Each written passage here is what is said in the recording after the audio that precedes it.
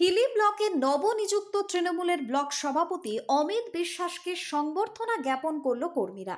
বুধবার দুপুরে হিলির দলীয় কার্যালয়ে নবনিযুক্ত সভাপতিকে সংবর্ধনা জ্ঞাপন করা হয়।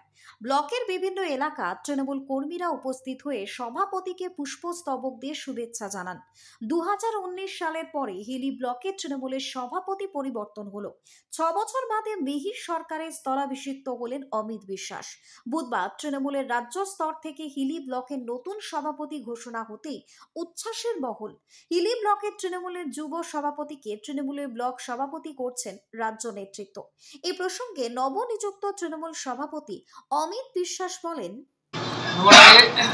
আমি দলের সুপ্রিমো মমতা ব্যানার্জি এবং দলের সেনাপতি অভিষেক ব্যানার্জিকে ধন্যবাদ জানাতে চাই যে এইভাবে আমাকে যুব থেকে মাদারে কনভার্ট করে নিয়ে আসার জন্য এবং সবচেয়ে বড় গুরু দায়িত্ব দেওয়ার জন্য ব্লকের ধন্যবাদ জানাই। আমার যারা আশেপাশে যারা আমার সাথে থাকেন সবসময় এবং সমস্ত তৃণমূল কর্মী যারা বয়োজ্যেষ্ঠ পুরনো থেকে শুরু করে নতুন নবীন প্রবীণ সকলকে আমার অন্তরস্থল থেকে প্রণাম, ভক্তি, ভালোবাসা জানাই। তো আমার মনে হয় আলোচনা সাপেক্ষে সব কিছু মিটিয়ে নেওয়া যায়।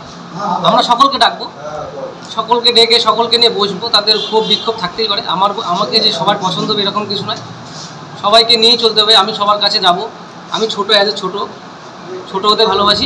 সবার কাছে যাব, গিয়ে সবাইকে নিয়ে একসাথে বসে আলোচনার মাধ্যমে যাতে এই সমস্যাগুলো যেন সমাধান করতে পারি সেটা চেষ্টা করব।